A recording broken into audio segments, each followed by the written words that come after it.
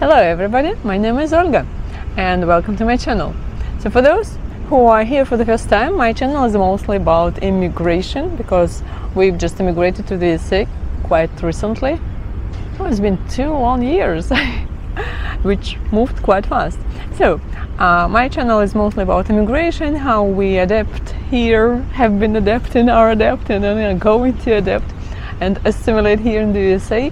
And a year ago I started making videos about the way how we did it, and I'm gonna just continue because I kind of dropped this issue. And if you really do understand Russian, because I have another channel which is in Russian and I have more information over there because I don't know, for some reason, and if you are really looking for this information you can watch it over there, but I will try to double it up and collect the same bunch of info over here in English. I'm not a lawyer, I'm not an attorney, I don't have the, the ability to provide you with how to say, consultations, but at the same time I can share my own experience, which I am going to do in this video. So this video is going to be devoted to EB3 visa process, because we did immigrate here to the USA with the help of EB3 visa, which is job and job-based and immigrational visa. So now I am a green card holder, and another 3 years later I'm gonna get the citizenship. I mean, I'm gonna apply, pass the exam successfully, hopefully, and then we'll get a passport. So that's my plan. That's the difference between, what's the main difference between the EB3 visa and some other just job-based visas which are not immigrational. Because a lot of people ask me, like, how long will it be working? Because most work-based immigration, or without work-based visas, have like time limit. You come for 8, 6, 12 months and then you must go back home. But with this visa, you come, you are supposed to work for a year according to your job contract for your, what do we call them? We call them employer, but at the same time he is your visa sponsor. So it can be employer and visa sponsor, they are synonyms in this context. Sponsor doesn't mean that they pay for you, you're gonna pay for that, and the price will be later here in this video. Okay, so if you're ready, buckle up, sit comfortably, make your notes and go ahead. Thank you for watching. Click the like button, subscribe to the channel, and if you do have some questions you can always go to the comment section and leave them there. For those who just started watching this video, I feel really sorry. You can really see that there are 2 hours of watching ahead of you. You can go to the description, I will make chapters so you can stop somewhere, you can understand that you still have a lot of, but I think it's really all of it, it's all important information and you will need it in your process. Maybe not, but you will see our experience and you can understand what can go wrong, because we've got everything that could go wrong. So just buckle up, get some snack, take your notes, and you can really divide the video into several parts. Don't forget to subscribe, click the bell button so that you could get notifications from my channel if there is something new. And let's go. Crazy bird. That's American bird, right? What can you do? So as I pointed out, the EB3 visa is different from just work-based visas, because after working for a year for your visa sponsor, you will get the green card. Actually, you will get the green card even earlier, after like 90 days period after arriving to the USA and paying for the green card, actually, because you will have to pay the fee. Not important. So that's the difference. And but you still need to work for your employer because it's your contract obligation. And all right, so let's go back to how we started the process, what to do, what are the main steps, how much it will cost you, and the top popularity question is, how did I find a job, right?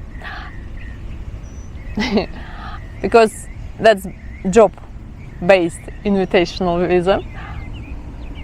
Invitational, yeah. So because that's job-based invitational visa, we need to find an employer who would have been able to invite us.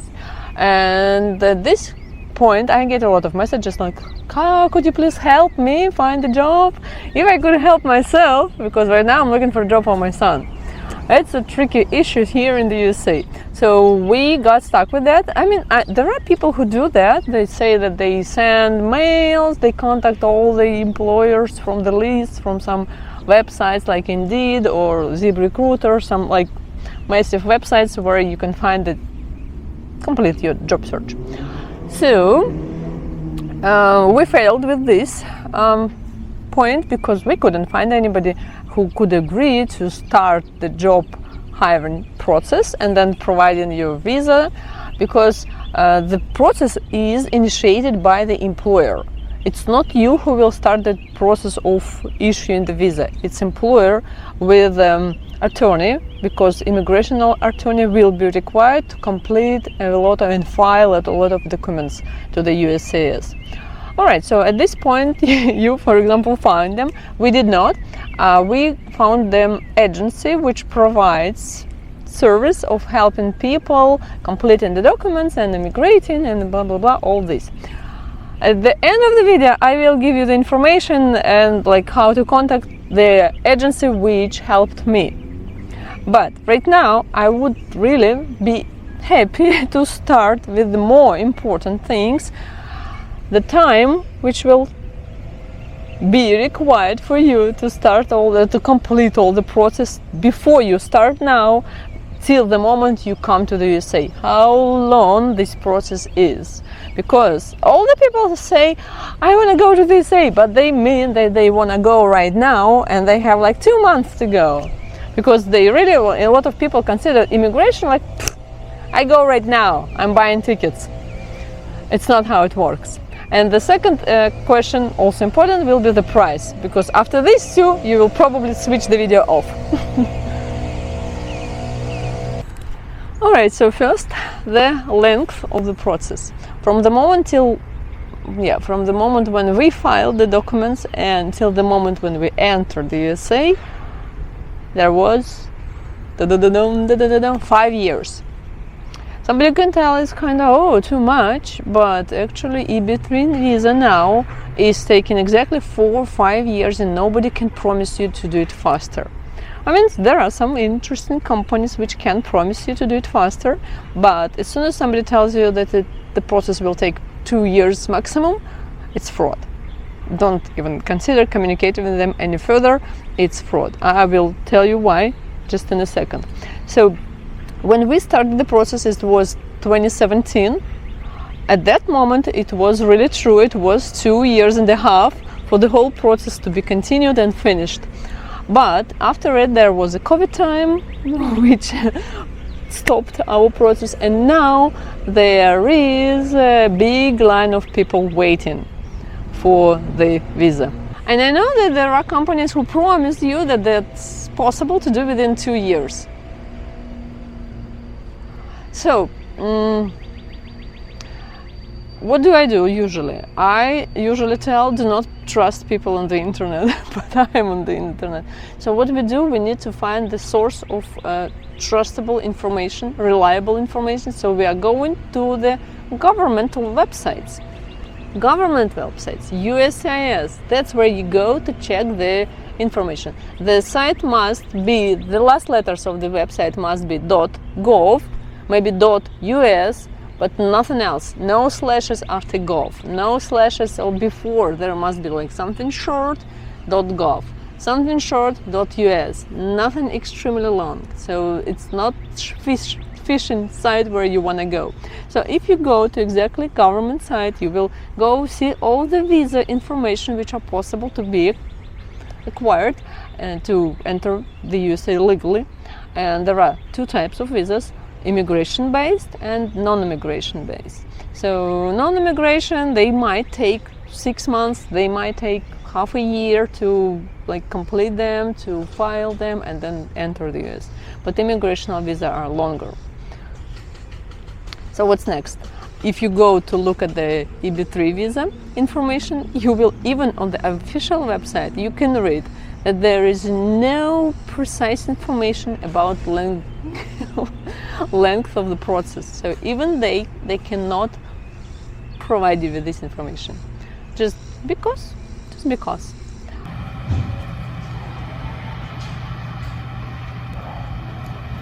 To understand what I'm talking about better, you'd better Google for retrogression.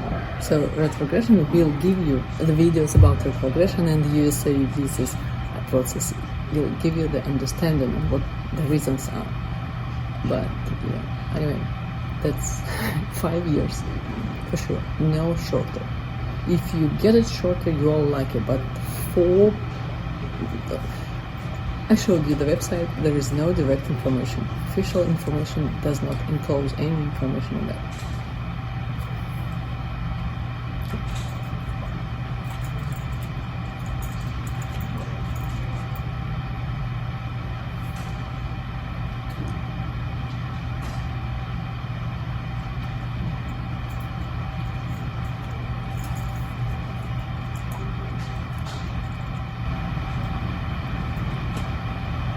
Okay, so let's now move to the next point. The next point is how much money I'm gonna need. Oh, that's an interesting issue.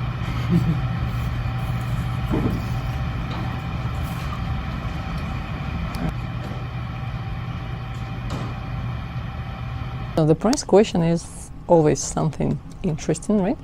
And I can't really tell you the exact price because depending on which company you're gonna address to, they have different prices. I would say the maximum which I heard about is $40,000 for the whole process.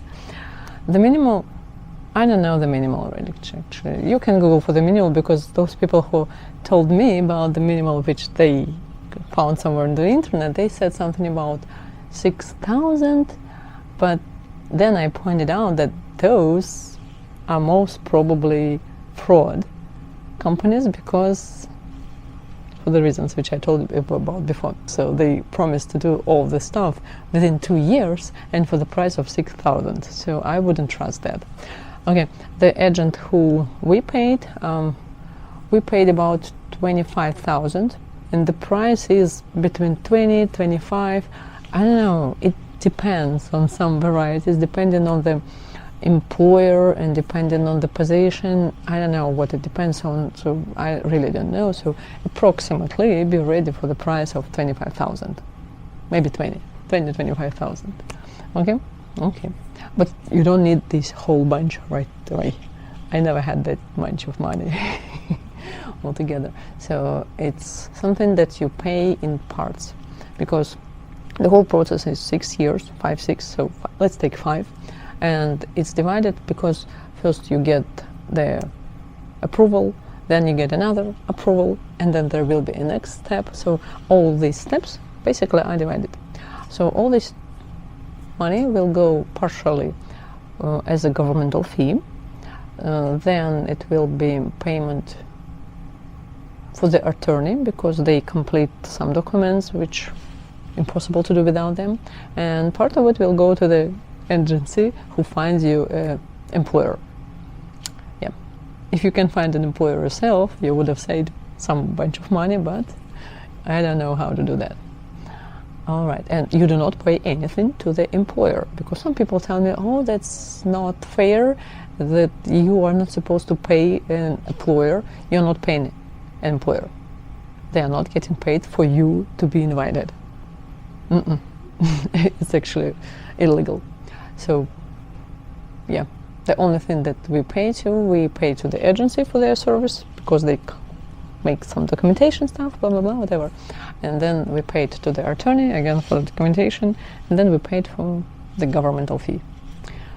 All right, so now we are going to move forward and I will just tell you the main, I don't know, steps which we went through, how all the process went for us. So the next chapter.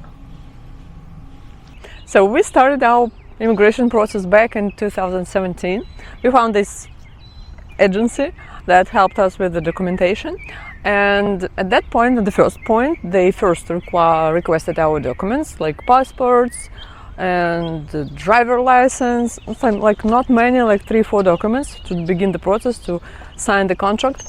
And then they offered us like 3, 4, 5, I don't really remember, options of workplaces which they had at the moment, like employers, and they were all in different states. For example, I don't really remember where. I remember one like in Ohio and the other in here in North Carolina. And there was something usually like what type of work you can get there. It's all unskilled job positions because the visa, EB3 visa, unskilled. My video is about exactly this type of visa, not about skill, because they have different structure, the different requirements, different everything. So the unskilled position means that you can do the job which does not really require any, well, not any, like much skills, or something that you can be easily trained or taught within 1-2 weeks. Not really hard. So basically these are jobs like in hotels, in manufacturing, in some production lines, and where else? Maybe like in the chain of restaurants, also possible. So the jobs which were offered for me and my husband was something like chicken plant, something with chicken. And there is a job description, like what you're gonna do there, and I don't remember it right now because it was 5 years ago. I remember that there was manufacturing for furniture manufacture, for stuffing furniture, then chicken, and then salad packing. So as long as my husband is allergic, and he was supposed to be the main, how to say, applicant. He was supposed to be a main applicant. So one person in your family is the main applicant, and this person is supposed to work for a year. The other person and other family members are going like a tutor train all together with them, and they do not have the job contract, but they all have the same job, the same visa conditions. For example, the applicant has the job and he will receive EB3 visa, and his family, like spouse and children under age of 21, they will get the same EB3 visa and later on the green card, residentship. Okay, so that's clear. So everybody is the same at this level. Only the first person who is an applicant, he is supposed to work for a year for this for his visa sponsor. And what was our next? So after we chose, I was thinking through why me, like I was deciding where we are going, because I was just reading through, because the documentation had the job description and approximate address of the place of work. So I checked that there are places like mostly in some northern states, and we lived all our life in Siberia, so it's really cold, and we wanted to go somewhere warmer, so we didn't really want to go to the north part of the USA, so we wanted to go somewhere to the south. And second, I was looking at the job again because he is allergic, so I didn't want to go to any places related to some health issues, and chicken didn't sound really attractive to me too. So I didn't want him to work with the furniture stuffing, because that's the job which affects that there is dust, and the manufacturing can be really dusty and difficult there can be asthmatic issues, so I excluded this option too, and I just picked the salad packing. What else I was looking at? I also was looking at the place of manufacturing, because there were some positions, and I could look at the map, and I saw that they were somewhere really, really deep. It's not in big cities, it's really, really deep in rural area. And again, I have 2 children, and at that time they were of age like 15-year-old. How old was my son? He's 18 now, 19 already, but at that time he was 14. So we were thinking that the process would take us 2 years, that it was promised at the time. But so I was considering that he would be like 17, so close to graduating school. So I wanted to go to some state with good education conditions, so that my children could finish school and start college, so we wouldn't need exactly extremely fast migrate through all the USA states to choose the place.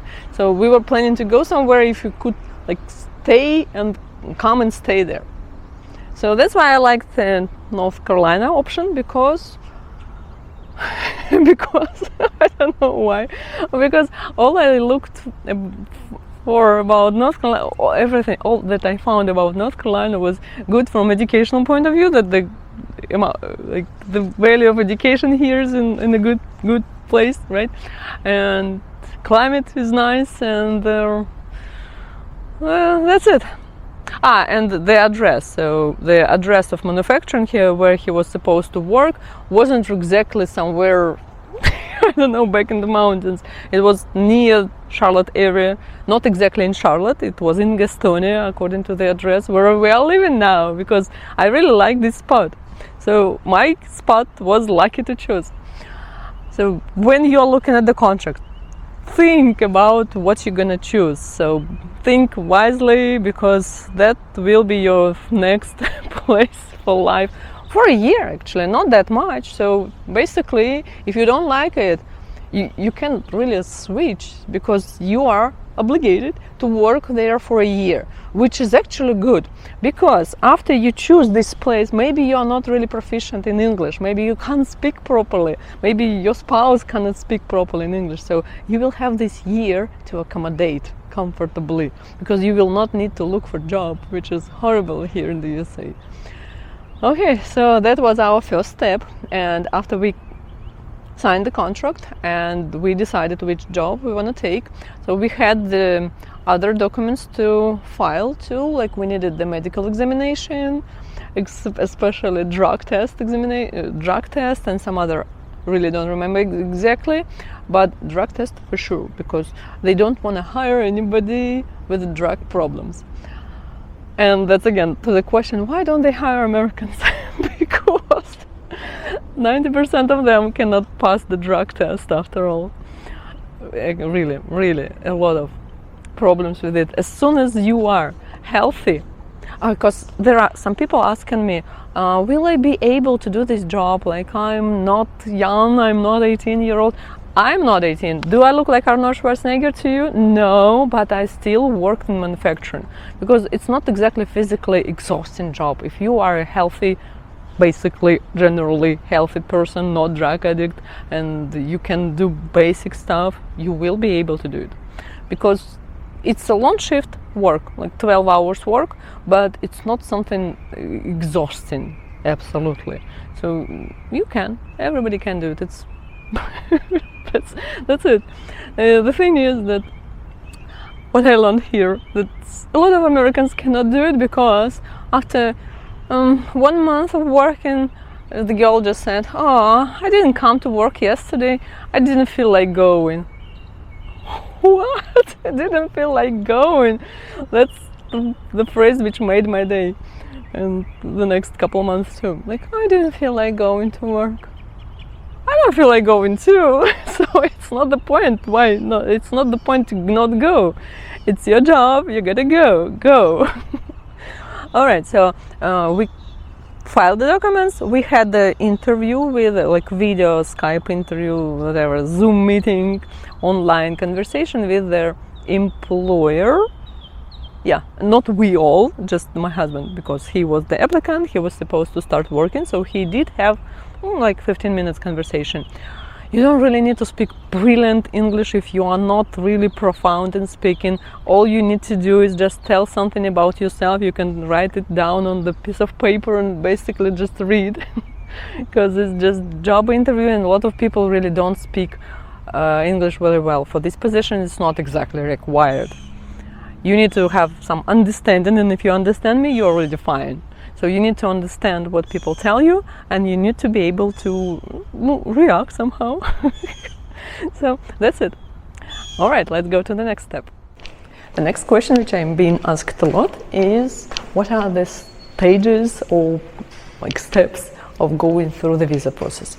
So I don't really remember, because it wasn't part of my job. I'm not a lawyer, I'm not an attorney, so I did not get these documents prepared. That's a lawyer's job. For me, as the customer, as the visa waiter, it was just long way of 4 years waiting, and while we were waiting we had some documents being sent to us which we needed to complete, some forms to complete, and then pay pay again and pay again. Yeah, we know that there is the labor certificate process.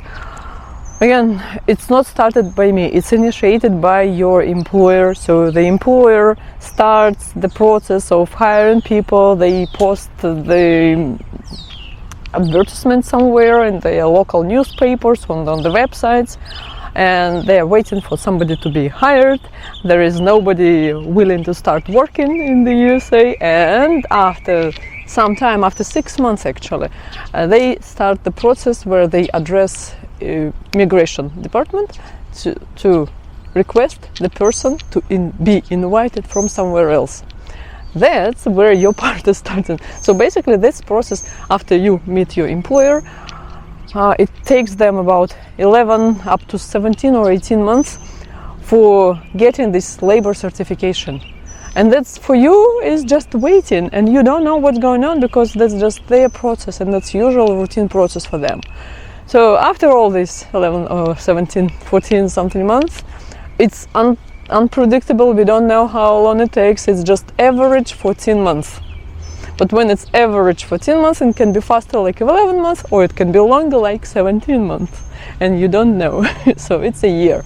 And after this year, you get your labor certificate, right? So after getting labor certificate, you pay another part, then you have some work authorizations, then you have labor or work permit forms. So all these steps are going and going, and each step for you as the potential future immigrant is just you complete some other forms which are being sent to you by your lawyer, and then you pay the next part. So as our agent divided our $25,000 into 4 parts, so we were paying $6,000. Then after another year something happened, and then we paid another $6,000, and then after the next year the next process has started, and then we paid the next and the next. The most important part is when we receive DS form, DS 261, right? DS, yeah, that I'm really bad with numbers. DS 261, right? So after the time comes to this form, you can start your relief because it's already almost the end. It's just another 2 years after waiting, because after the DS form, for you it looks a lot. For example, you have children, teenage children, especially closer to this 21-year-old age period. At this moment you can just be relieved that you will get your children with you. Thanks God. So because at this time they lock the age application. So okay, you did it, you got your child before they are 21, so he goes with the family. Even when the next steps are still going on, the child is already overgrowing this age mark, but they're already completing. They are already filled into your DS form, so they are good to go with you. I don't know if the child gets their own family at this time, like if they get married, so I don't think that it will work, because as I understand, this type of visa takes you with your unmarried children. I don't think that you can take your married children and their families. You cannot. It's only your direct relatives. So explain to your children not to get married before they are 21.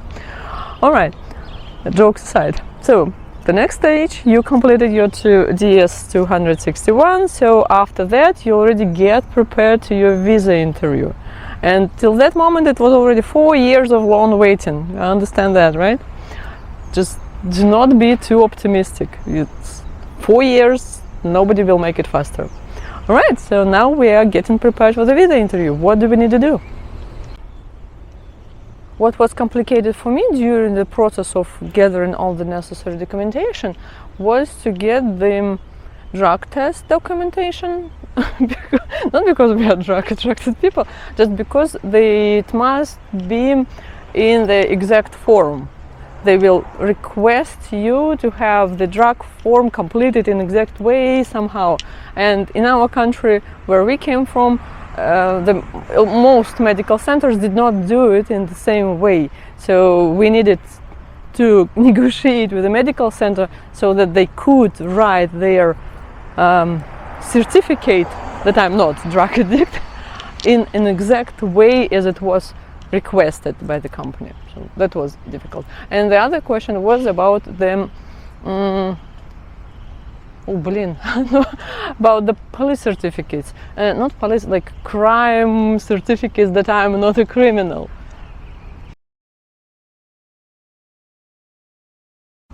I don't really remember the name of it, like crime clearance form or something, that you did not commit any criminal you don't have criminal records, you don't commit any crime in your country. The thing is that if you, like me, is a gypsy, if you are a gypsy, you probably lived in not one country but in several countries. So at this moment, be careful. I was born in one country. I was born in Kazakhstan, and there I lived till I was 18, and then I moved to Russia. And after it, we moved to Georgia. So the interesting moment is that if you live in some country longer than 6 months, you will need to provide these police certificates from all those countries where you lived longer than 6 month period. So that's the interesting thing. So for me, it was complicated because I needed to go back to Kazakhstan to visit my parents as well and to make this certification there. And then we lived in Georgia, so we did the same there, and other people do this too. So when they relocate, they complete these forms. The interesting moment is that this certificate works for like a year or something. So they have the limit, the expiration date. But I'm not sure if you never returned back to that country after this, so you probably don't need to refresh it. Make sure that you ask this question from your agent, because that might be the thing that you need to refresh or request the issue of the new certificate or something. So be careful with them, because to the moment of your visa interview, you will need to have the freshly issued documents, like the other documents which must be also freshly made is the medical examination. Medical examination is the interesting thing, and at this point, do not trust me. Go to the official website. Again, official website about visa interview will provide you with necessary information, actual information to the current moment, which is the list of requirements in your country for going through the visa interview process and getting all your documents prepared. Because this list sometimes are different from country to country.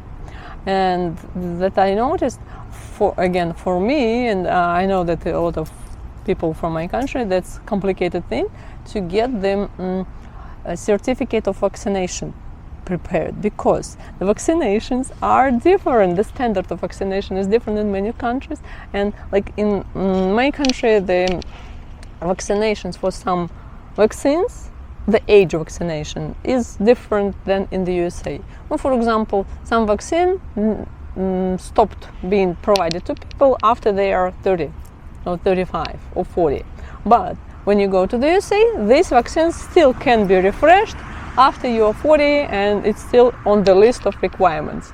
So I couldn't do some vaccines in my place where I lived. So while being prepared for this interview, I had to just try and negotiate with my doctors that I need this vaccine to be done. So I paid money and we got this vaccine, these vaccines. So I had this vaccine certificate refreshed, and then try to again prepare it in advance. You have 5 years for preparation, so do this step by step, because sometimes you just realize that the last year, oh, I need all the vaccinations done. You cannot do them within 1 year. I mean, some of them, yeah, because within 1 year it's possible, because there is like period of some steps which you need to follow every 3 months. Some vaccines have several steps vaccines, so that's really things to look at and not to postpone to the last day. Try to do it in advance. And also your vaccination and your children's vaccination, so everything must be done on time. Alrighty. So at this point, that was our way, and we were getting prepared for our visa interview in 2020? No, in 2018 actually. In 2018, our case was announced that it's leaving Washington and going to, hold on, why 2018? 2019, yes, in 2019, in May, we had the announcement that it's going from Washington to Moscow to the visa center, so we were getting prepared to this visa interview. And at this moment something went wrong. So while they were transferring the case from Washington to Moscow, they discovered some misprint. No, I don't know. So while completing all the forms, double check all the information, spelling of your name. Actually, spelling of your name, yes, really, because sometimes even when you translate your documents from language to language, your name can be translated in different ways. So be careful about your names, place of living, so that they must be looking the same in all the documents, the same spelling. Nothing must be misinterpreted. So it all must be taken careful. And at this moment, they discovered some misspelling, something. There was one mistake, one little teeny tiny letter, and our case went back to Washington. So we didn't have interview in 2019, and it went back to Washington to review, to, I don't know, reset something. And then 2020 started, the COVID time.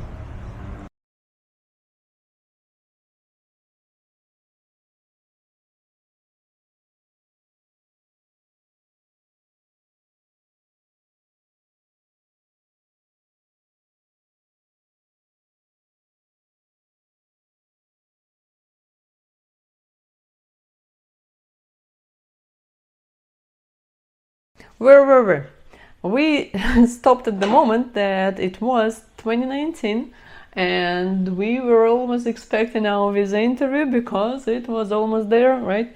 Coming from Washington to Moscow, and then it turned back to Washington due to the mistake. Due to some mistake which we have no information about.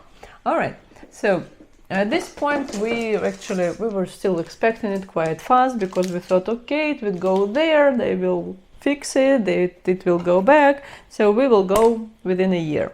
We went to Kazakhstan, that's where I was born, and my parents still live there. So we went there to say goodbye, because that's a long distance trip, and we didn't really expect us going there again in the nearest future. Okay, so we spent a couple months, a month there, and then we were still expecting our visa interview, or just documents or some other. So when we apply for visa, you have access to your profile on the website. So, and you have your case number, which you can put in, and then you can go to this website and you can see the status of your visa. Not the visa, the status of your case. And we could see nothing over there. I mean, we could only see that it was back in Washington and there was no change, it's under the processing. And we didn't have any information there for more than half a year. We started calling there. So there is a phone number which you can call, and we tried to call, but after 40 minutes of waiting, every time you call there is a line. And you call there, you wait for 40 minutes for somebody to pick up the phone, because there is a robot, so you need to go through this whole robot conversation, as it was in 2019. I don't know how the situation is going on now. So, and then after all these 40 minutes of wait, you can get to the person, and the only thing that those people could answer us, that all the same that we could see in our profile, that it's under the process. Wait, we will contact you as soon as something will clear up. But we also answered we've been waiting for more than half a year and nothing is changing. What's going on? Can you check it out? Like, can somebody check the case? Because we could see that you can also check some other numbers that they are going and there is change of status with other numbers, but our case was not going anywhere. All right, and then the new chapter has started. It was 2020. So the COVID has started, and at this time we just realized that nothing is going to change for a really long time, because you remember the 2020, right? So what we did, by that time we already sold our house, we sold the car, the house, and we were really renting an apartment, and we just realized that the money which we had from the sale of the house were devaluating, and they were losing in value. So we were wasting our money at this moment, and we were renting, and we understood that we're gonna rent for another year. And we made a decision to move to another little town and spend some money from what we had to buy the little apartment. So we bought one-room apartment in a little town, which is cheaper than living in a big town, because the good thing, I worked remotely. My husband worked remotely, so for us it was kind of okay. We didn't really suffer from the COVID situation because, I don't know, we had a lot of time. I was given lessons for English lessons, and online English lessons were going on a boom this time because it was really popular. A lot of people wanted to work on developing their brain work and other things. All right, not related to the situation. So what happened next is we moved to another little town, and we did understand that there is nothing going on with our case, and probably there is something wrong. And at this moment, we started looking for an attorney. Why did we need an attorney? Because, and now that's going to be interesting, we applied to Mandamus Act. Mandamus Act is, you can Google, but if you Google, there is a really difficult for understanding. The explanation is usually, they give the explanation using really difficult juridical terminology, and it's hard to understand. I will try to explain in simple words. So imagine that there is some process, usually governmental process, I'm not sure. No, for example, the building is constructing, some building under construction, or maybe the road with a bump, with a hole, and they must be fixed within some time. So, for example, the road must be fixed within a month, the building must be built within a year. But something is not working out, and the building is not building, and the road is not getting fixed. And in this moment, somebody, even not the person related to the situation, they can apply, or they can request this Mandamus Act to start working.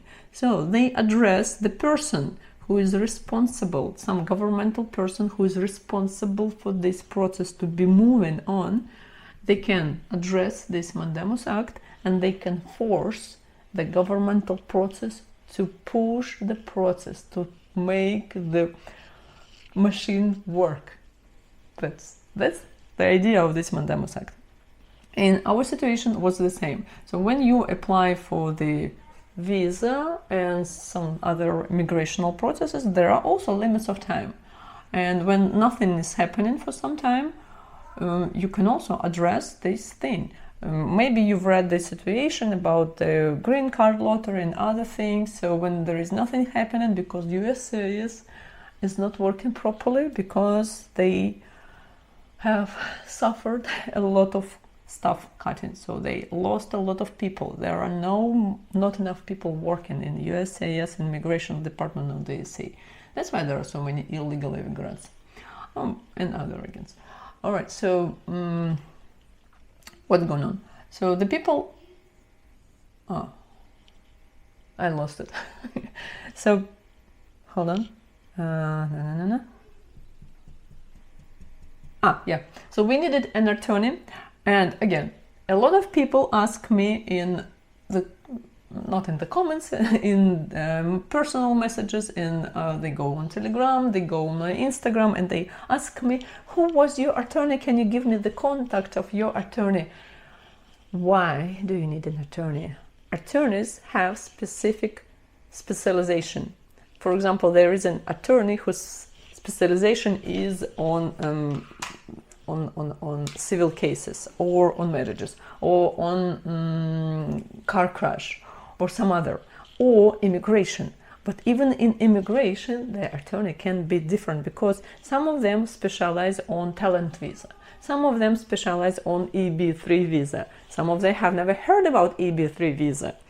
So that's why you need to find exact specific attorney who is specifically working with this type of visa which you are looking for.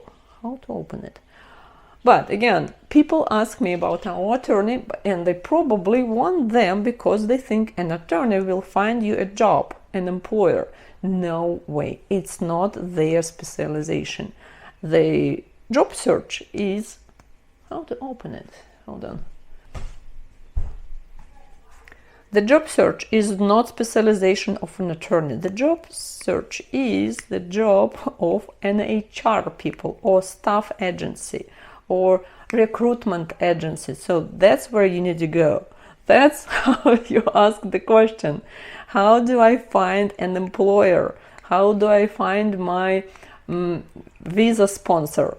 That's what you call an employer, your visa sponsor, because they start the immigration process for you, not an attorney.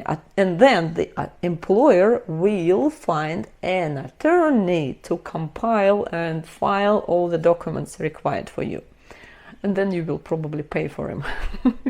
You don't pay your employer, you will pay for the attorney. But it's not you who will who need to search for them. All we needed to do, we found our agent, our staffing agent, who offers the service of the job search. Basically, they usually work on the circle, on the circle principle. So they already have some employers who do work on this principle, and they do hire people with the EB3 process. Okay, we actually had two different attorneys. So we had this agent who was helping us to file the documents, who was helping us to find the job, and this agent had in her group, in her team, because she is not working alone, there are several people working, and in her team there is an attorney, maybe even two attorneys, because they all file all these documents. They file the documents, they check if everything is working well, so that's their work over there. It's not just one person, and that's why the payment is kind of high. And this moment, when we got stuck, we didn't know where to go, because we understood that the case is probably just lost. Somebody put it somewhere and lost them. So that's why it was not moving. It was our guess, I don't know for sure. So we needed to pull it out there and push it forward, and that's how we needed the Mandamus Act work. At this moment, we needed an attorney whose specialization was in Mandamus Act. That's what we were looking for on the internet. Yeah, so that was different. So we had an attorney working with our case with our agent, and at this moment we also hired an attorney whose specialization was working with the Mandamus Act. And yeah, he of course he has specialization in immigration, because that's also come all together. Now the price. What's the price? Just if you are not sitting, sit down, take your heart medicine. It's gonna be interesting. Attorneys' jobs are expensive. So what we did, we contacted several of them, we checked the prices on the internet, and then we just made one choice.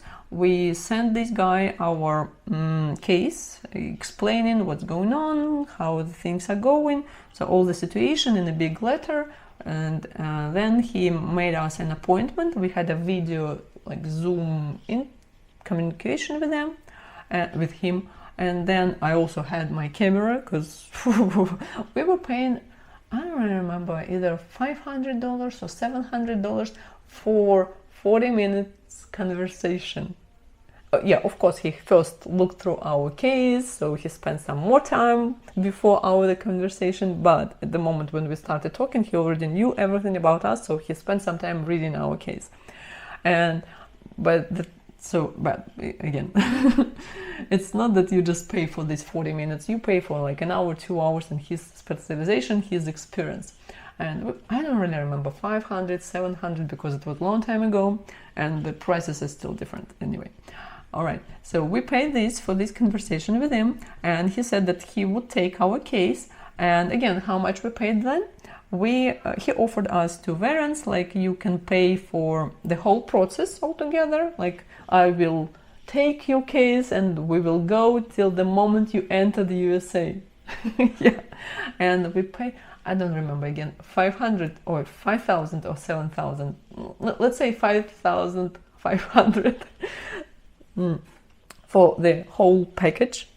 Or his option was you can pay separately, like we need to file the case, you will pay me for the filing the case, then you will need the court presence, so I could represent you in the court, you will pay me for this. Then you will need something more, I will charge you for this more, but separately. We didn't know how long it's gonna take, so we just took the whole packet, and we didn't lose at this moment. That was our good decision, because the guy didn't know what he was dealing with. It's actually after we finished all the things, he said that it was the longest case he had ever, because it took him 3 years. 3 years from 2020. We entered the USA in January 2023. I will talk more about him later after our visa interview, because there will be more. So he started this Mandamus Act, and when was it? It was 2020, somewhere at the end of the year. Okay, we started somewhere in August, and there was, like, he filed the claim, and there was supposed to be the court, and it was scheduled for October, I believe, but then it was rescheduled, then it was rescheduled again, so the court itself was somewhere in February, March 2021.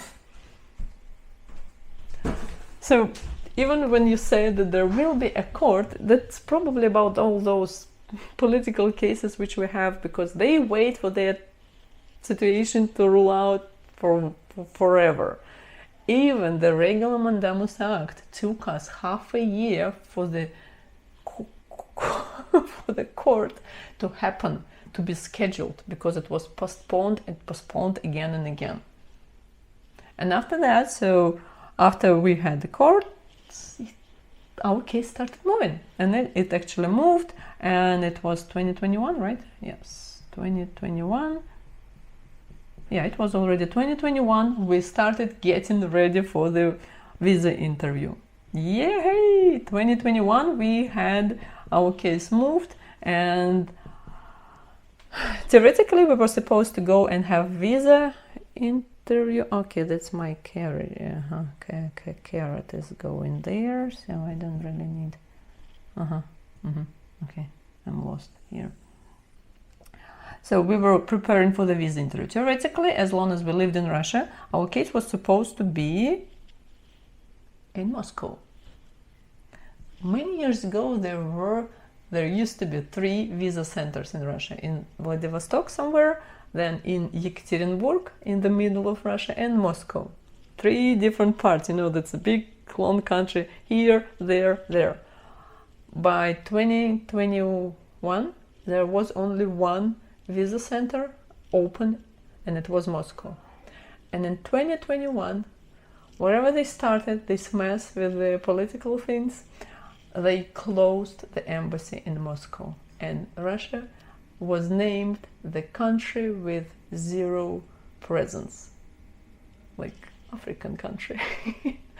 From that moment, there was no embassy in Russia. So whoever wanted to go to the USA with their visa, with their student visas, just for tourist purposes, no way to get a visa being in Russia. So Moscow embassy was closed. It still worked for American citizens. For example, you were an American citizen, you are in somewhere Russia, and you needed some help, so you could still go there. Right now, I'm not sure, probably they closed completely. But at that time, they still could go, but Russian citizens could not. So for us, there was the next step. Where to have a visa interview. How to get a visa interview if your country does not have an embassy.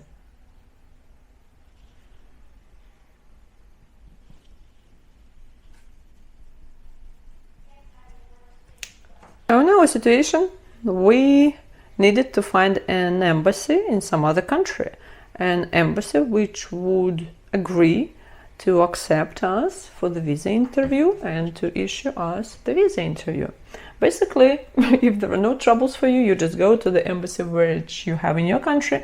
Before going, you need to do the medical exam. That will be next, later. Hold on, I will go to the medical examination later. So basically, you just need to go there. You don't really go, because as soon as your case comes from Washington to your country, to your visa embassy, you have an appointment, and they basically set it up within 2 months after. So it comes from Washington to your visa embassy, and there within 2 months they schedule you an appointment, and you have this 2-month period where you need to do the health examination and get prepared for the visa interview. Again, about health examination, be careful, because again, check information on the website, because all the embassies have their restrictions about the health examination, because you cannot just go to any medical center and do it. You really need to go exactly to those medical centers which are pointed out over there on the website and which are connected to the embassy, because the result, they will not really give you the results of your medical exam. They will just put it into your yellow envelope and they will send it. Oh, maybe they will just send it electronically. That they do. So, all right, what happened to us? We Googled. We Googled the information, because we were not the only people who got stuck in this situation, and we realized that we just need to start writing or mailing different embassies and requesting them to accept us. And our letter was something simple like, hello. You write your case number, because you need to provide all the information necessary. Like, we are a family of 4, the names are this, that, our case numbers are this, that, we applied for this type of visa and we need to be scheduled for the visa interview. Our case is moving from Washington, the number of our case is the following. Can you please accept us in your visa center and issue the visa for us? Basically, that was our text for the message. And it was 2021, it was COVID time. We started mailing embassies in countries nearby, like Georgia, Armenia, Kazakhstan, and some other, those countries which you don't need a visa to go to, and those which are basically reachable within some distance. So somewhere not very expensive to go to. But they all just requested that, or replied that they only accept citizens who they have citizens of their own country only. due to COVID restrictions, so on, la la la la la la. And so they just rejected. The only embassy which replied positively was, I forgot, probably Thailand or somewhere there, really some Asian country long ago, long way away. I forgot, probably Thailand, I'm not sure, somewhere there. Thailand. Because we made really big circle of letters, because we tried to find the country without visa, somewhere where we can go without visa. But at that time they made political decision that Russian citizens can go to get their visas to Poland. So they assigned Polish embassy to be representative or to be accepting citizens of Russia and Belarus. And it was it was still before the Ukrainian situation, so Belarus and Russia started being there. Why Belarus actually? They did have their own embassy. I don't remember. But anyway, we met a lot of Belarus people over there, so I don't know the situation. Okay, so we had our choice to still go with our invitation to Thailand, or just accept Poland and go to Poland. We made a mistake. We chose Poland. Well, because Washington has already claimed that, yeah, we sent your case to Poland. It's going to Poland. We could have said that, no, please, we are negotiating this thing with Thailand, so please send it to Thailand. But we just decided, okay, it's already going, let it go. And it was our mistake. But all right, who knows? It was actually a good time. We visited Poland. The thing is that Poland, at that time, was still locked. They locked their borders in the COVID time in 2020, and 2021 they haven't opened them yet. So it was still closed for tourist visit, and the visa interview is not a reason to go. You could only go if you had relatives, if you had some emergency relative related situation, or students. You could be a student and job visa.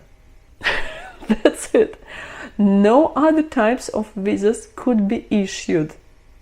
Because to go to Poland, if you are a Russian citizen, you need to get a Schengen visa, because Poland is the country within Schengen zone, so you need to apply for Schengen visa and get a Schengen visa. And again, still, it's locked. They did not issue visas because of the COVID.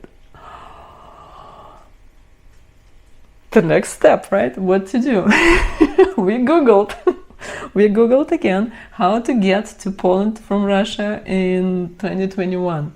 So the Google search, and actually some forums, because there were forums. A lot of people do need to travel. Some people win the green card lottery. Some people have other reasons to travel. So they all discuss this, how they handle the situation. So we used some forums and we discovered, so people go through, they just apply to Schengen visas to other countries, and they just go to those countries, and from those countries they go to Poland. Because if you travel by plane, you can still get through, and for some reason when you are already in Schengen zone, they don't really check it out. So if you're coming from somewhere outside Schengen zone to Poland, you kind of are locked, and you need to, I don't know how they checked it, but at the time it was kind of problematic. But still, going from, for example, Greece or some France was possible. So what we needed to do is to apply for Schengen visa to Greece, France, Spain, or some other countries. Oh my! The thing is that Schengen visa is the type of visa which, if you never had one, you will get it for a really limited period of time. Like, for example, for a week to a month, no longer. And we still didn't have an appointment. Actually, we did. They just informed us, okay, your case is in Poland and your visa interview will be the next week. What? And we called them like, it's impossible. According to the rules, you're supposed to schedule our appointment within 2 months. There must be 2 month period according to all the rules on your websites everywhere. That there must be 2 month period for us to be able to do the health check examination and then to actually get the visa, because in our case it took us 2 weeks, a week or 2 weeks. 2 weeks when you apply for Schengen visa, then it's going on and then you get it within, it's 2 weeks process. Maybe 1 week, maybe like 10 days, okay, let's say 10 days. And it was December, so the time closer to the celebration, everything is getting be closed because it's celebration time, Christmas, New Year, everything is everybody is celebrating, nobody is working, right? Especially when you really need them. All right, so we what we did, they told us, okay, let it be, we already scheduled it, you will just lose this time, and then after the time is passed, you will just through your profile, because you still have your profile on this Polish website, and you can create new date for your, or new appointment for your visa interview. We said, all right, that will work. So we applied for the visa. We applied for Schengen visa to Greece. How is it going? Oh, okay, there.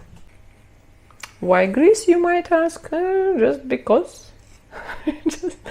I dreamed of going to Greece for all my life. No, I'm kidding.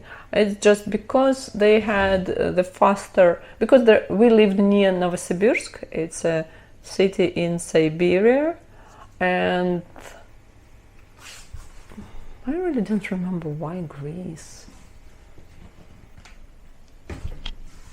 Probably because when we checked these forums and people discussed how to get the Schengen visa done better, in a better way, because there were limits of visas and we needed to get the longest period. And they said that there are a lot of cases that you apply for the visa, you wait for this week or 10 days period, and then there were a lot of refusals. You paid your fee, and it's actually expensive for the whole family, for 4 people.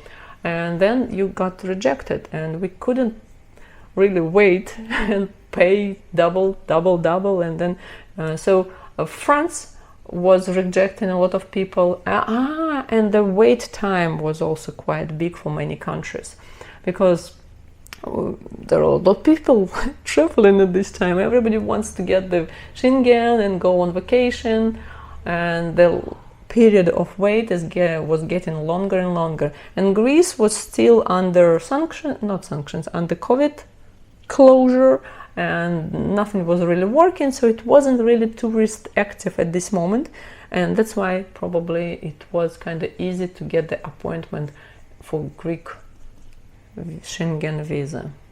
So what we did, we made the reservation in Greek hotel, we booked the flights to Greek, from Greek and applied for visa. Then we went to Novosibirsk, got these visas without refusal. The interesting thing that we got them exactly for 30 days, because we had the reservation in the hotel for 30 days period, and we got our visas for exactly 30 days. It's important. It's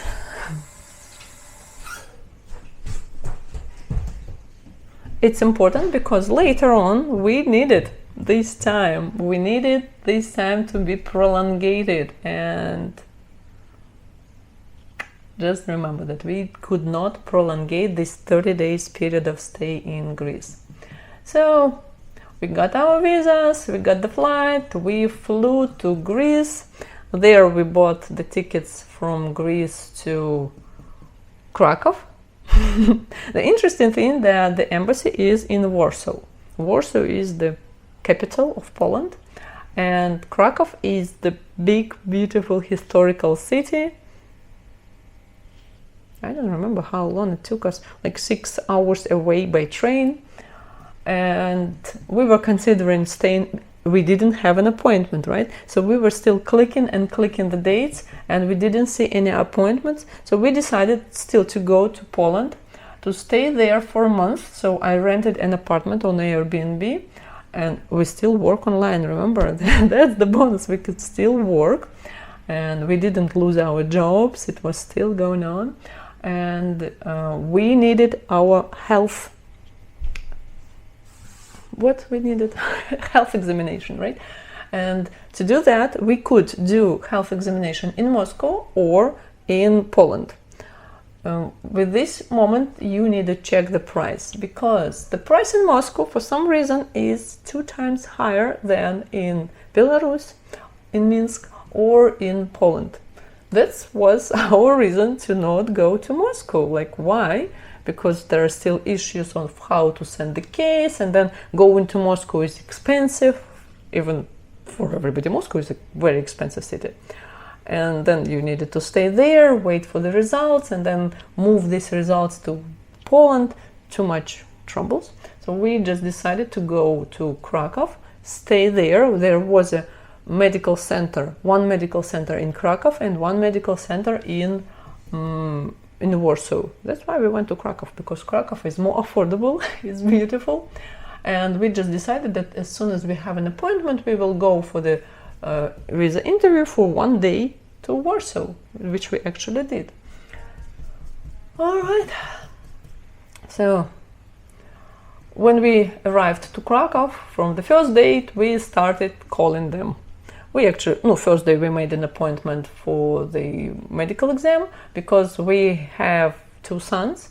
And again, be careful with that, because medical examination takes time. If there are only adults, you need to have the X-ray, you need to have the AIDS test, and you need to have all your vaccination done beforehand. So while you are preparing for your visa, you need to have all these vaccinations done. So you can just bring them to the examination, to the medical exam. But what X-ray and AIDS test is being done over there. So they do it, and they need some time to get the results. And for adults, it's kind of 2 days, probably, I don't really remember. But the issue is that we have a younger son who was under the age of 11 at that moment. And for them, the test takes longer. So if you have children younger than 11, it may take up to 10 days.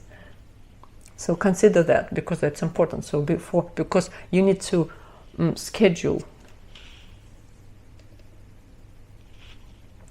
You gotta schedule your medical examination like 10 days or even longer, just in case, before you have your visa interview. Because first they want you to have the visa interview scheduled, actually. So for us, they didn't really want us to have our examination, health examination, but we said our case is over there, we are having technical issues, we are waiting. So they actually accepted us even without us being scheduled for the visa interview. But normally they ask, what is your visa interview date? Whew, that was fun. And I have some videos from Poland where I was complaining, because it was a really distressed time, the time of great distress for us, because we were waiting for the visa interview and we couldn't have it scheduled. We called to technical support every day. We tried to go through the website and make an appointment, but we didn't see any appointments for the next month. And our visa is only for the month. We couldn't stay longer, and we knew that we would not be able to get the next visa, because there were refusals and denials for the Schengen visa. That's and staying illegal in Poland was not the case again. And we were really distressed at this moment. It was kind of scary, like what to do next. It's when you don't know what happens, what's going on, how to plan your next steps. It's really stressful. I have some... what did we do now? Again, as usual, you join the Telegram channel. I joined the Telegram channel, like Green Card Lottery, and people who won Green Card Lottery at the time, so they were going through the same or similar processes as we did, so they were preparing for the visa interview. And I just shared our situation, that we cannot get our appointment for the visa interview, and the people said, hold on, I can see the dates. There are open dates next week, there are open dates this week, but not many, but there are open dates and there are open times for this, for being scheduled. And then we didn't understand why, because there were, without maybe, it's actually true, because we checked it later, there was the other family with the same issue. There were 4 of us on one case, and while we have one profile, we couldn't schedule 4 people into one visa interview. So we had to split us into 2 groups. My husband with one son and me with the other son, we split us into 2 groups, and then, only then, we could find the window to get an appointment, even in one day. So if you have any technical issues, even if something is going wrong, just really try to find people, ask everybody, not just those technical support people. Now, ask real people who are going through the same process, because sometimes people do have the same situation and they can help. I mean, with advice, at least, sharing what they have, what's happening with them.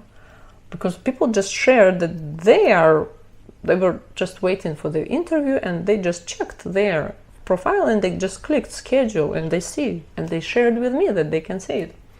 So that's how we did it. So we've got our interview scheduled for the beginning of February. We had our Schengen visa till February 10th or 11th, and we had our visa interview scheduled for the 2nd of February. I don't really remember, somewhere at the beginning of February.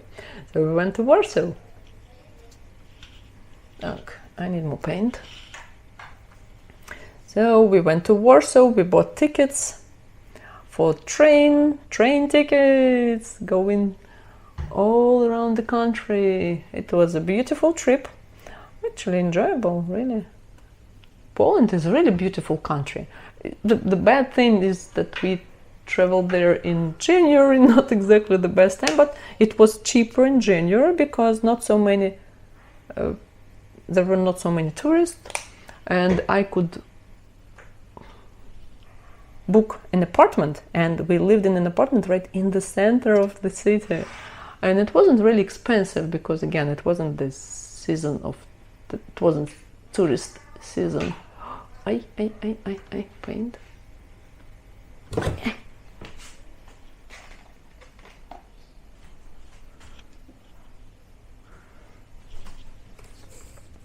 It wasn't tourist season, so it was easier for us to stay there.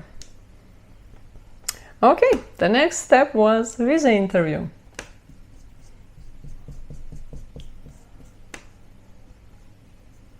I gotta make the whole video about the visa interview, because visa interview is is the pain. So when you get an appointment for visa interview, you normally have the time set. So, for example, we had an appointment for visa at 9:15. 9:15. So the visa center opens at about, I don't really remember, 8 something, and they recommend to come an hour before, in advance. Just, I don't really remember why, for what reasons, what you're gonna do there. And the thing is that you cannot have any devices on you. You cannot have your phone, you cannot have your keys, you cannot have any like notebooks or laptops, computers, whatever, nothing. You cannot have all this stuff. Something was wrong, even some embassies even have limitations with keys. I know that in Moscow that a lot of people were just sitting there next to this embassy and offering the service of a lockbox. So they had the lockbox where you could leave your stuff because you could not have this stuff in the embassy. So people just had to drop their keys, car keys and phones on the grass near the embassy. And it's crazy. Like, come on. In Poland, in Warsaw, you could have, as soon as you enter the building, there are lockers. Not big, nothing big. Do not take anything big. So that just a little locker where you put your phone, switch it off, put it in. All you have with you is your documents, papers. They don't let you have food, even food. Though if you have a child, you can take a little, like children, so you can have food for children. Bottle of water, some food, some snacks, you can have them. Do not take food for adults because it's not allowed. They will not let it go, let you go with it. You can take some little toy for your child too, so you need to keep your baby quiet because it's gonna be a lot of time. And the thing is that you come ahead of time, right? And it's not always summer. It was rainy, it was January, it was rain and about 0 temperature, and all the people were staying in line outside. The thing is that if you have children, just come closer. They let people with children go ahead of line. Yeah, other people just stay there.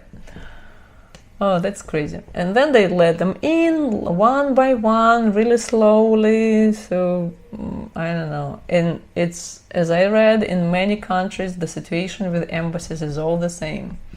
They treat you with all respect they can. Just, that's the point when you don't want to travel anymore. But you still go. All right, so we entered at 9. And we had the real interview at about 1. So we were waiting for 4 hours inside. We were sitting, yeah, and again, for tourist visas, they go faster. They just go one by one, and it was faster. The whole interview takes like couple minutes, 2 questions, and they go. Pass, stamp, go. Those who are going with immigrational purposes, they go in a separate line. They have only 2 windows, 2 visa officers who talk exactly with the immigrants, and that's why it takes a lot of time. There are not so many people who were immigrating. I talked to some girls who were going just with them. Fiance visa, and one girl was rejoining her husband because her husband was in the USA. She was there. She was rejoining with her husband, and it took her about 3 years to come to this visa interview. That's the time when you already can get divorced and get a new husband.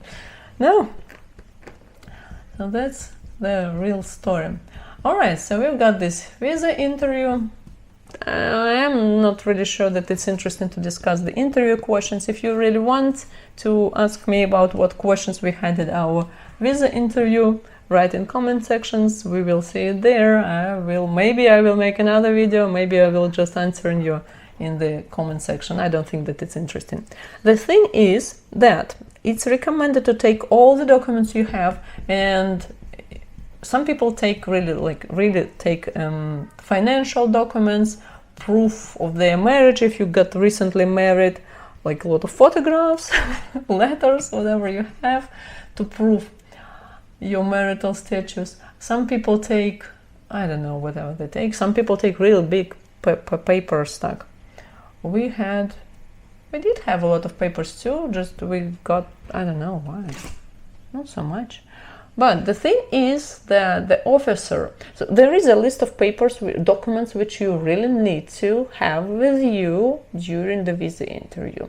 The list is on the website, official website, you know it, and you will probably talk through it with your agent. They usually get you prepared for the visa interview, and we actually, while we were talking to the attorney, our attorney gave us the consultation, and we had the special preparation before, like a couple days before the visa interview. They tried to settle you correctly, like how to answer properly.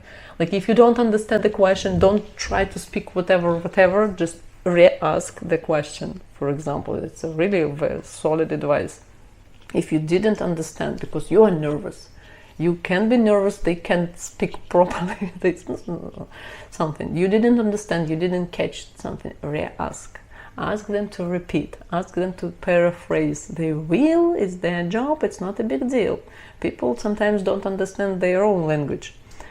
It's normal. And so the thing is that he asked us one question: how much we paid?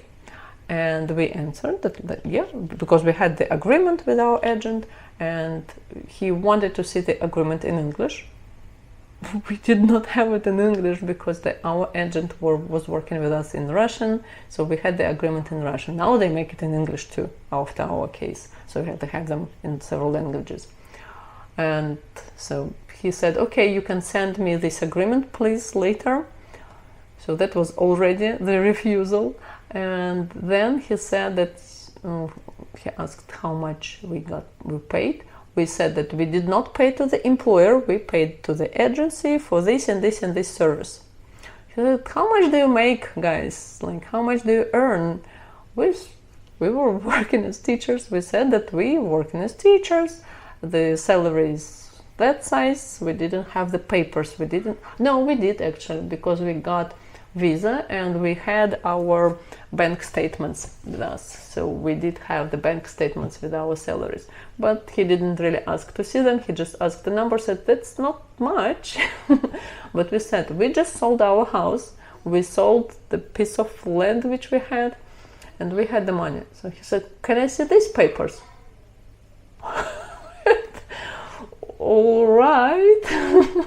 So that was 3 documents which he requested. The statements from, what did I say? The contract with our agent in English, and the statements about sales of our property. Again, translated into English, because as long as you are in non-English speaking country, you don't have the documents in English. You need to translate them all. So all our documents were in original and translated, and then notary. You don't really need notary, but we did them for some reason, just in case. Okay. So we didn't get the visa. We didn't get the visa because he requested these documents. We said, okay, we will send them. And we traveled back to Krakow because our apartment was there. And while we were on the train, we already downloaded all these documents because there are archives in, I don't know what it's called. So there are archives of documents where you can download them, official websites where you can download them about the sales, about the property sales. And we just needed to translate them. That's what we did, and send them back next day, because he gave us his email. So we sent all the required documents the next day. And we were thinking, okay, we still have like 8 days of our visa to be working, so we can still stay in Krakow for the next 8 days. Maybe he will have time to look through these documents. There was not much, like 5 pages. Nothing was happening. We were still thinking maybe we can request the process, maybe we can reapply for another visa in Poland and change the status and stay longer somehow, because for that moment what did we do?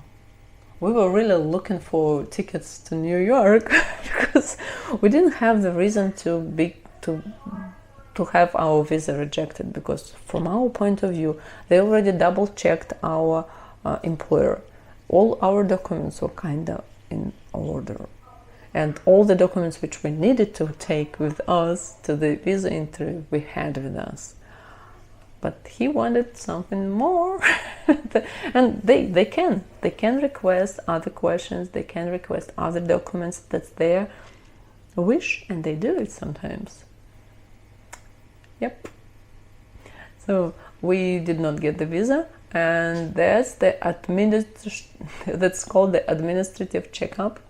And during this checkup, again, how long does it take to be on administrative checkup? If you Google it can be forever, I guess. Theoretically, it's supposed to be longer than 6 months. I don't remember where I saw it. It's somewhere.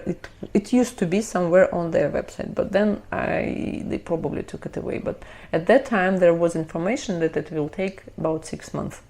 So we think, okay, what was our next move? Where to go? Because we already sold the house. The apartment which we had bought, we just, I don't know, we rented it, or our relatives started living there, so we just took our stuff. We no longer have place where to go to back. And then again, going back and then traveling through all the country is kind of costly. So what we're gonna do next? All right, so we are moving to the next chapter, how we moved back from Poland to Russia after we did not get our visa and started our administrative checkup. And actually we moved to an interesting city. We stayed for the whole year in Smolensk, the city with great history, which I'm not going to share with you. I'm gonna go and I'm going to start painting them. Hold on, that's Mad Hatter house, and that's the March Rabbit house. So I'm gonna paint March Rabbit house. I don't know which color I want to use. I think it's gonna be pink. I don't know. Like, why not? So, all right. Where were we? We were there. So, we've got the request from the visa officer to provide more documents. We did provide them, but we didn't have the immediate response. What's going on? Oh, it's still sealed. I have read somewhere else. There, I have read. So we didn't get the response which we needed, and we decided that we want to go somewhere not far, so the closest city to the border which is possible. My husband wanted to go, let's go to Moscow, because his brother lived somewhere near Moscow, but I told him we cannot afford Moscow. And we just opened the website, like not Craigslist, but some similar website where you can find commercials on renting apartment. And we just started searching around Moscow because that's basically near the border. And we needed some city which is near the border so that as soon as we get the approval, we could just go. Moscow, because there are more embassies and you can faster request for the documents to be issued for you, like Schengen visa, for example, can be faster done in Moscow, because whatever we were doing in Novosibirsk, so all the documents go to Moscow and then they go back to other cities. So that's how it works. Everything goes to Moscow. Oh my! So, but we could not afford it. So we started searching, and there was affordable city to live in. There was Smolensk. So we contacted the lady who gave the advertisement on the internet that she was renting an apartment in Smolensk. We looked at the pictures were nice, and we didn't know how long we're gonna stay there. We knew that it would be no less than 6 months. We hoped that it would have been done within 2 weeks, maybe a month, maybe 2 months. But the worst scenario was 6 months, because I saw this date somewhere on the internet, on the official website. So, okay, we decided maybe 6 months, hopefully not, but we need to be realistic.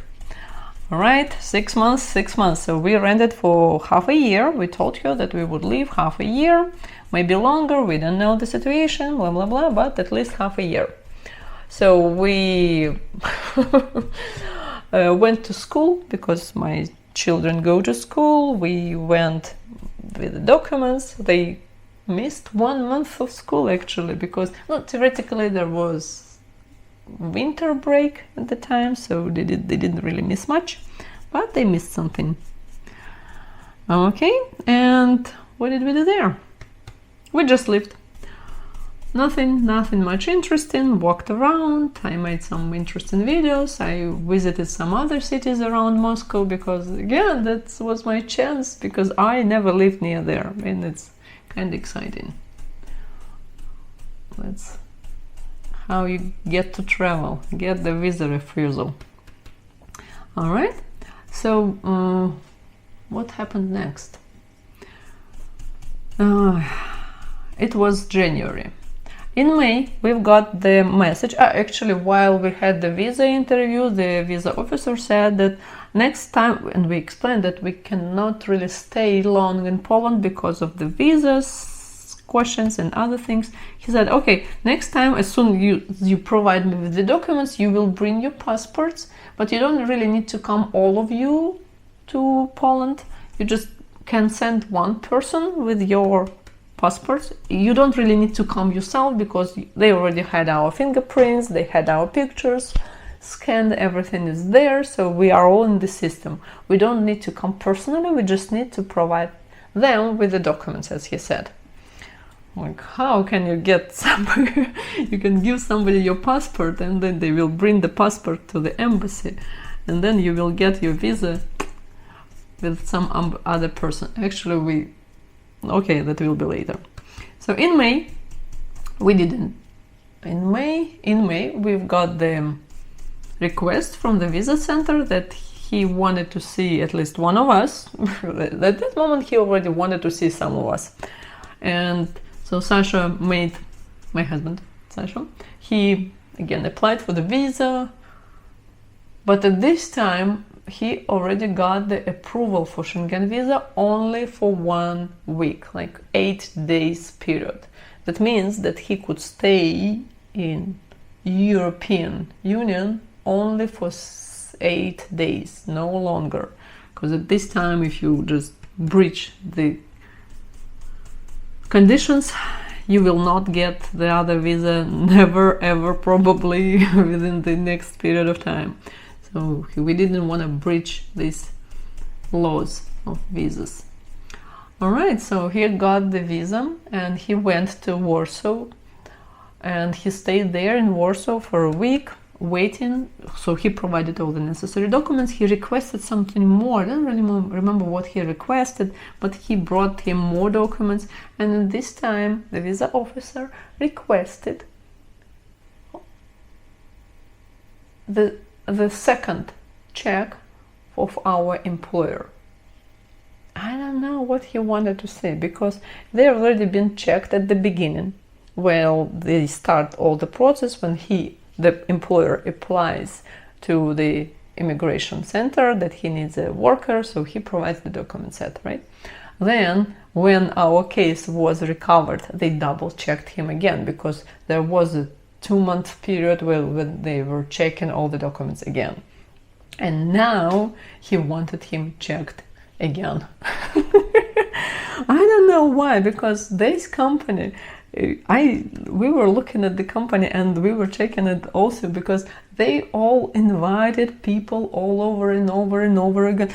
Some people tell me that why would people wait? Why would an employer wait for you, for an unskilled worker? Nobody would wait for 4 years. You know, as long as they have this process all the time, because sometimes people from India can wait for their visas for 10 years. 10 years is just a regular process for them. Visa, India, China, they all wait for visa to the USA for longer than 10 years. So as soon as American business who wants some development and who wants to attract labor, they can, what do they want? They can invite the worker, and this year they invite one worker, the next year they start the same process for another worker, and then these workers will come 5 years later. But as long as the process is already going and going, the business can receive workers every year.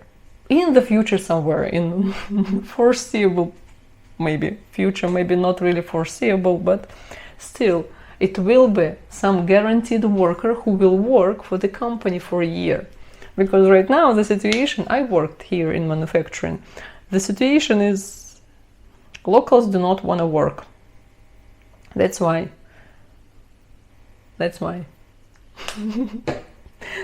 Middle-sized business requires these people from somewhere else, somebody who would work and who would stay for the company for longer than a month or 2 months, somebody who would really make difference. Because I saw those workers who don't want to work, who just move as if they are half zombie. They don't work, they just pretend to be working. And then you look at those guys coming because they want to start their new chapter in life, right? They are motivated. They've already got their visas. They can work because for this money which they make here in the USA, this money are impossible to be earned somewhere else. Even these minimal salaries which they get with EB3 visas, that's something, that's a lot of money. They can support their families out there, they can make their business here, they can build something here. Yeah, of course, life in the US is more expensive and they spend, but at the same time, that's future. That's why they want to move. That's future for their children, that's probably future for them if they are not getting old by the time when they get the visa and when they come to the USA. All right. Oh, that's a fluffy house. Okay. Так, where is my sun coming? The sun is coming from this side, so there is sunny area, there is shade. That must be darker. Shade here, sunny area there. Okay, so we were waiting, and at this point he sent our documents back to Washington. Okay, back to the beginning. How is that possible? The thing is that, remember my attorney with the Mandamus Act? Remember that? So we paid for the full package and he still was working with us. So he pushed this case forward. He contacted the judge and they started again. The Mandamus Act was still working. So the judge reviewed the case and she requested the visa officers to file the documents, something from him. So they already started the process all around. So now the visa officer was supposed to be answering to the judge because he was really pulling our case back.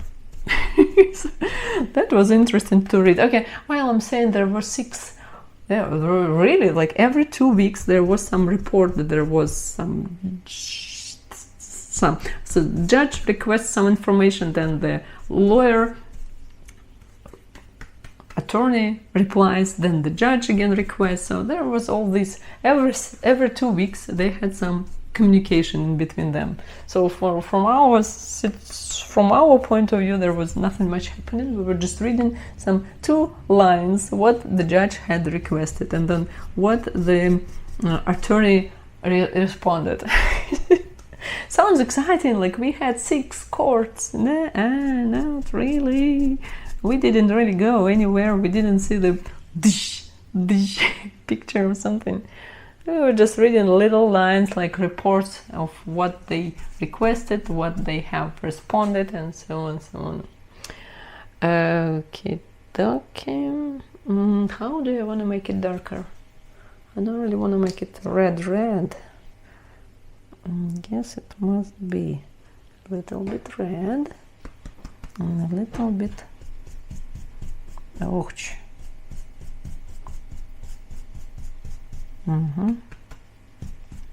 So what was our next step? I'm lost. Okay, so at some point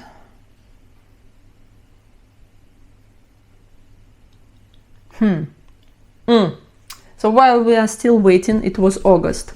The agent which was helping us with our documents to get EB3 visa, so she also, in our contract with her, she offered at the beginning that if something is not working, or if we get the denial, visa denial, or some other process can get denial, like labor certificate can be, whatever, something go wrong. So we had the second case.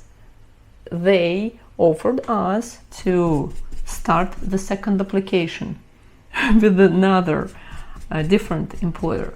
So we actually started the second process, and their other job was supposed to be somewhere in Columbus, Ohio. Hello, Ohio. Again, I chose this place because I looked at the pictures. The city is beautiful. Somebody was asking me where we would like to move in the USA if it wasn't in North Carolina.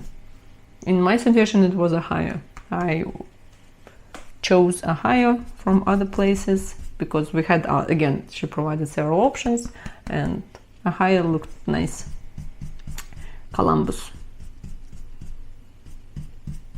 So we started this second process with Ohio, and it was 2022. 2022. Oh, scheiße, 2022. 2022, if you remember the news, Russia started the operation against Ukraine. Everything stopped for us because we couldn't use our cards. When my husband went to Poland, I just told that he went to Poland again. When you come to another country, what you usually do, you have your money on your bank card and you just pay. But Russia was under sanctions at this time. So when he was in Poland the second time, he could not pay. He could not just go to the store and buy products, he needed cash. He couldn't rent an apartment, he couldn't rent on Airbnb because his card didn't work. So all he could do is pay with cash, because we just got some money exchange. We withdraw all our money from bank accounts, so we had only cash. And so at that time he actually lived for 5 days at the airport because you cannot book an apartment, or you cannot book a hotel because you don't have a card. They don't really accept cash. A lot of hotels don't take cash, right? So he couldn't book a hotel, and he couldn't pay for the Airbnb because his card didn't work. So he was just sleeping in the airport for free. And then he met some other guys, he made friends with some other guys, and they invited him to their hostel, and they paid cash. Or maybe he paid them and they paid with their card, I don't really remember. So he stayed for several days, 3 days in the hostel and 5 days in the airport.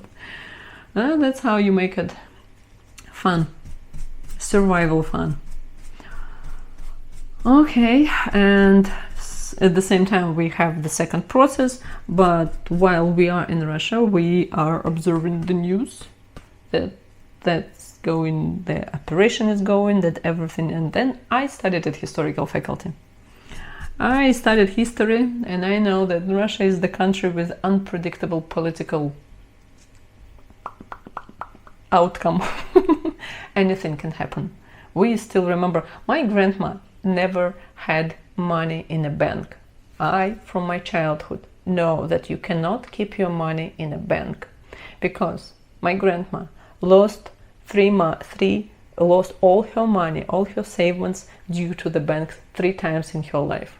And I remember that these stories from being a 5-year-old girl. Like, she used to tell us, never keep your money in the bank, never keep your money in the bank. And I know those things because there was devaluation, there was some money exchange, some political situation, so they just took the money from people. You have money in the bank, you don't need it, that's extras. The government needs it better. So as soon as that thing started, the same very day, we just in the morning we went to the bank and withdrew all the money. 3 days later, they blocked all the bank accounts. So right now, you cannot buy or sell dollars in Russia. You cannot. You cannot. And at that time, people had limits how much dollars you can withdraw from your bank account. Like, no more than $1,000. And if you sold your apartment, if you sold and you are ready to immigrate, you need this money, but you cannot withdraw them. And you cannot go with the card because your card will not work anywhere else. That's how people immigrated these 2-3 years. That's how they immigrate. They cannot go, even if they have money on their bank account, they cannot take it because they can take rubles out. They can take rubles out of their account, but what do you do with rubles in the USA? You cannot exchange them, right? You need dollars, and you keep them on your accounts, but you cannot withdraw them, and you cannot use your cards over here. So that's how people move. If you know any Russians all around, you know that they probably are rich, but they have no money. Yeah, that's sad. It's sad. All right, it's funny house. What did we do next? Talking about history. So the history is the following, that there was the time of the Iron Wall, when we had political issues before in the Soviet time. Russian people could not leave their country. That was locked. My teacher from art school used to tell us stories. While we were painting in the art school, he could tell us stories that he couldn't go. Like, he wanted to go to Cuba or some other places on vacation, and he couldn't get visa. He could not, because he was German on his origin. And due to his German origin, he was rejected in the Soviet time to get any visa, so he could not travel all around. And a lot of other people too, so they just could not. It's Soviet time, you don't have the rights, you're not human, you are just something. Okay, so where was I? So while remembering all the historical predispositions, we know that whatever is happening right now, anything can happen now. So first they started pulling people to army, not exactly volunteers at the time, and we knew that it can happen that they will just lock the borders. They can, they will, so we left. October 2022, we left Russia, and we still didn't have visas to the USA, so we just left to Georgia. Thank you, Georgia, for the beautiful time in my life. 3 months in Georgia. 3 months, we could have stayed longer, but after 3 months in Georgia, we finally got the visas approved. And we continue later, right? I'm already tired. It's time to sleep. Okay, so we've got our visas approved. Oh, by that time we just had, we had to finish, do our health examination again, because health examination only is legit for 6 months. 6 months.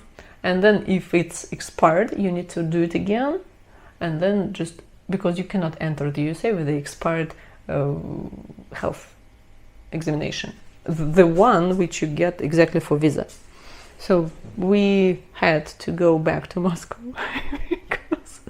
because our visa is out there in Poland, and there are only 3 places where we could have our health examination, either in Moscow, in Minsk, which is Belarus, or in Poland.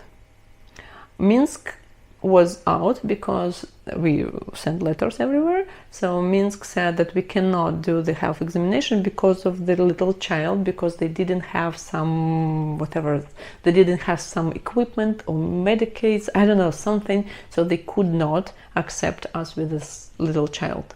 For adults it's okay, but for the child it's not possible, so we could not go to Minsk to do the health exam. Poland was out because we could not get the Schengen visa. I told you that Sasha went to Poland then, and then we actually tried to get another Schengen visa just in case, because we knew that there might be the situation that we will need to get the visa, so he requested visa Schengen again, and he lost the money because he got denial for Schengen again. So we knew that we would not be able to get a Schengen visa for this time, so Poland was closed for us, and so we needed to go back to Moscow. It was December 2022. We went to Moscow for 1 day. We just because at the same time the news was showing a lot of things that they just could take the man out in the street and send them to the army. Like, really? And in this situation you just go to Moscow, right? Yay! Oh my. Oh, the story how we passed the airport was just out. It's not that you want to repeat in your memory again and again. Nah, Okay, so we had the medical exam again, and after that we went to Belarus, because Belarus is not exactly Russia, so all my family went immediately the same day to Belarus. I stayed in Moscow for a week because I am not army related person, so I could stay. I stayed for 7 days waiting for the results for the medical exam. I got this package 7 days later. Oh, terrible story too, but okay, skip it. Do not recommend going to Moscow to have the medical exam, but if you have no choice, you have no choice. It's 3 times more expensive, and they make it even more expensive because they made us pay for extra shots, which we even actually didn't need, but all right. So and then we sent our passports and these envelopes with the health examination to Poland. We did not go to Poland because we could not, so we just went to the bus station. There was the inter-country bus, which was going from Minsk to Warsaw, and then there was a guy who met this bus, got our package, brought it to the embassy, and then received the ready prepared passports with visas. And December 28th, we were celebrating New Year and searching for the way how to pay for the tickets to New York and how to pay for the Airbnb in New York, because you remember we still have cards which do not work anywhere, and it's New Year time, everything is 3 times more expensive, but again, waiting longer is waiting longer. So we took the flight from Minsk to Baku, from Baku, it's Azerbaijan, and then from Baku to Turkey, Istanbul, and then from Istanbul to Newark, New Jersey, New York, Newark airport. And there we go. January 11, 2023, we landed in Newark airport. That's how our journey has ended. I don't remember if I promised to make this in this video how much money you need to have with you, because it's, as I told you, like about 20-25,000 that what costs you to get the visa, but all the other expenses are still being added and added, and then you still now you land in the USA, and now you need more money, and that's gonna be the next episode. I hope you enjoyed the story. If you want to start this process yourself, if you are ready, if you and your family really want to do it, I mean, not just, oh, maybe I will go and start too, but again, if you already compared, analyzed all the situation, checked all other ways, you are not ready to do them, so you really want to start with this way, you can contact my husband. Thank you all guys for watching. I understand that it was a really long video, but if you find one moment which I need to cut out of this video, let me know, send me the exact moment which I need to cut. But I think that it's all our full process. I just put it all together in one video. If you, I mean, I totally recommend you to re-watch it if you are really interested in going through this process, because I mean, there are moments which are necessary. There is a description, you can go to description, there are chapters, so if you understand what exactly you need to re-watch, you can just re-watch exactly those moments. And again, if you think that you are ready to begin the same process, I promise to give you the contacts of our agents. I can, there is the Telegram channel. That's my husband, and he is definitely immersed into this process, and he went through this step by step. It was him who was looking at the websites and going through all the information, because I was just like 3 years of waiting. No, I am just chill. He was more concentrated. He was checking all the information online and just going through this. So, and he does keep in touch with our agents. So as soon as you are ready, not just I'm curious about it, can you tell me more? Like, you already had the 2 hours video. There will be nothing more. I mean, you can Google, there is more information from the attorneys, and he can be ready. He will just ask you a couple questions like your name, the country where you're from, and if you are ready to go, how many people. So, and then he will just transfer you to our agent. He will give you the same contact in Telegram. Telegram is like a messenger, WhatsApp, Facebook Messenger. He is somewhere on Facebook, but he does not really go check it very often. So the best way to contact is Telegram. And our agent Ksenia is also using Telegram, WhatsApp, because she moves from country to country, so the phone call is not really an option because there is roaming, and the WhatsApp and Telegram are the easiest and fastest way for communication. Alright, so again, thank you all for watching, good luck in your plans, and don't forget to subscribe to my channel. If you still have some questions, you can comment, and I will be happy to reply.